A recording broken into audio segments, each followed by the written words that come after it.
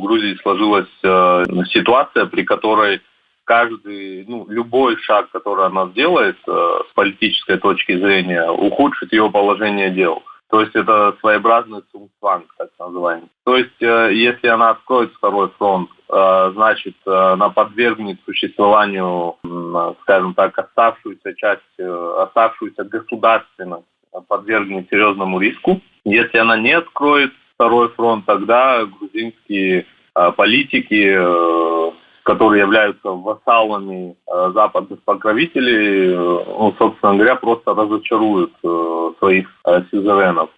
И, соответственно, Грузии приходится выбирать из двух зол. Очевидно, что выбирают наименьшее зло в данной ситуации, что власти Грузии против второго фронта, чтобы как-то оправдаться перед своим народом, перед западными коллегами, перед Украиной в том числе, которая с 2014 года особенно стала плотным союзником Грузии. Чтобы как-то перед ними оправдаться, власти Грузии заявляют о готовности провести референдум, чтобы таким образом показать, что мнение властей, скажем так, совпадет с мнением народа.